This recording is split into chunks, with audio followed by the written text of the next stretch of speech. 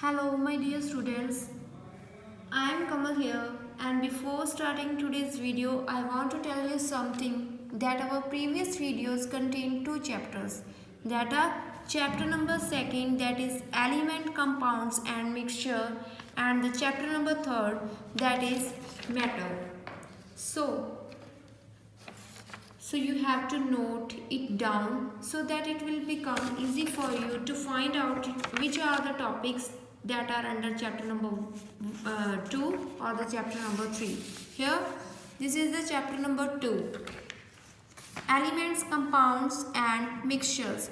Here the topics are matter and its composition, then pure substances, elements, compounds, metals and non-metals, symbols of an element and chemical formula of element, atomicity, chemical formulas of compounds, then valency, steps to write a chemical formula, mixtures and types of mixture like homogeneous, heterogeneous, difference between the compounds and mixtures, separation of mixtures like first one is the mixture of solids like hand picking, sieving, winnowing, magnetic separation. Next is the mixture of an insoluble solids and a liquid like sedimentation method, decantation, filtration. And the third one is the mixture of a solid and a liquid where the solid dissolved in the liquid, evaporation and crystallization method. Okay, these are the topics that are under chapter number 2, elements, compounds and mixture. Okay, here these are the topics that are under chapter number 3. Chapter number 3 is matter. First topic is matter, then states of matter, solid, liquid, gas. Interconversion of states of matter with the help of melting, evaporation and boiling, condensation, sublimation, freezing, then factors responsible for different states of matter like interparticular space, interparticle force. The next topic is Brownian movement. Then the last topic is effect of heat on matter. First one is the physical change and the second one is the chemical change. So today we will start our last topic, that is effect of heat on matter. Effect of heat on matter, that is physical change and chemical change. Okay, so let's start. So firstly you have to know about what is heat. What do you mean by heat? Heat is the amount of energy flowing from one body to another. The energy that is flowing from one body to another, that is called heat. Then here we have to see that the effect of heat. What are the changes occur due to the heat? First is the physical change and the second one is the chemical change. These are due to the effects of heat. First is the physical change and the second one is the chemical change. In physical change, there is a change of state and the change in size occur. So let's start with physical change first. Change of state.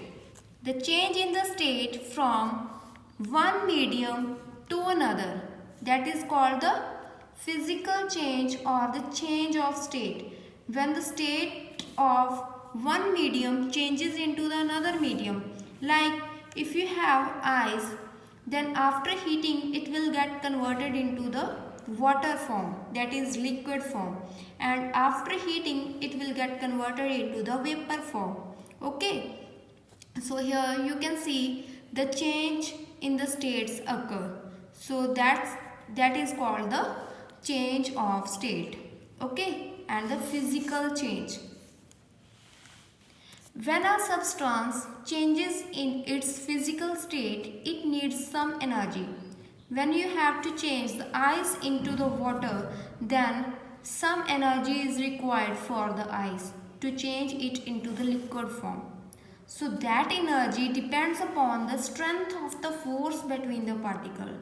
So that energy depends upon the strength that how much strength of the ice have to break it down to convert it into the liquid form. Okay, so that much energy we have to apply on the ice so that it will break and form the water. So next is the change in the size. We can see in the case of solids, the particles are closely held with each other because of there are more intermolecular forces of attraction. The heat energy is applied is enough for them to overcome their attractive force. So on heating, the solid particles do not expand. Okay, so there is the less change, or you can say that the change in size doesn't occur in the case of solids. But in the case of liquids, there is a space between the molecules. Hence, the intermolecular forces is not as strong as in the case of solid. So, the molecules of the liquid gain energy and move further. If they move further, then the change in the size occur. Okay. So, what will happen? They move apart from each other and there is a change in the size occur. And in the case of gases, the molecules are not bound by any kind of force.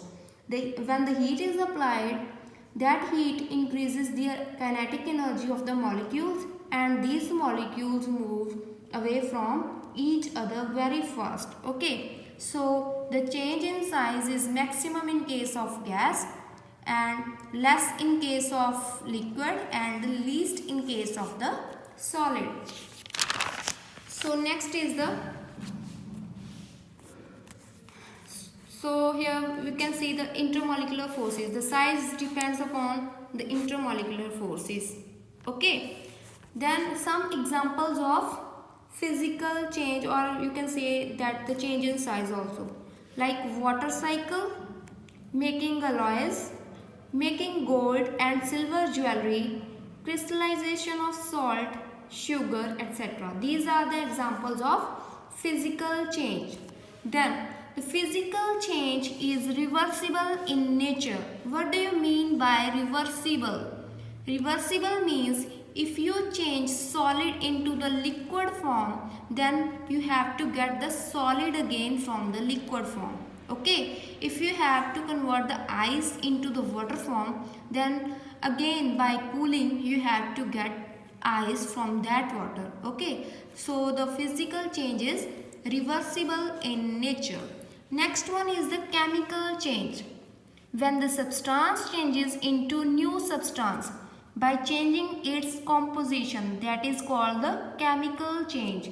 When the substance changes into the new substance, when the new substance is formed, means the chemical composition changes, that is called the chemical change. Like candle burns, or when wax changes into carbon dioxide, carbon and some other gases. So this process is irreversible in nature, means you cannot form the wax again from these carbon dioxide, carbon and some other gases that are escaped, okay, after the burning of candle. So there are some other examples like cooking food, making ghee from butter. You have to make ghee from butter, but this is an irreversible process. You cannot form butter from the ghee. Okay. Next one is the digestion of food, then respiration and then rusting of iron. These are the examples of chemical change.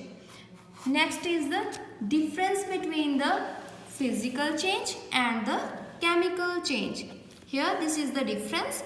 First difference is change of state occur, means the solid changes into the liquid state and the liquid changes into the solid state. But here in the chemical change, there is a change of chemical composition, means the substance changes into the new substance, their chemical composition changes.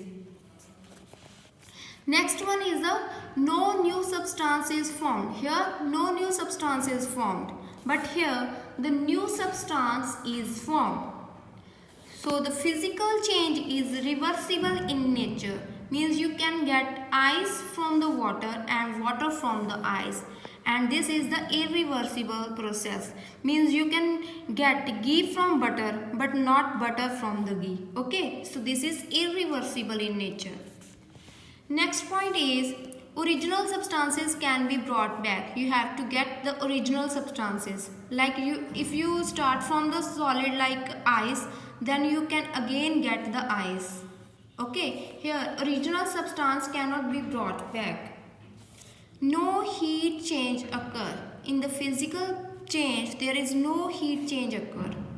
But in the chemical change, sometimes the heat is evolved and sometimes the heat is absorbed. Okay, so this is our last video on the chapter, that is matter and its composition. So thanks.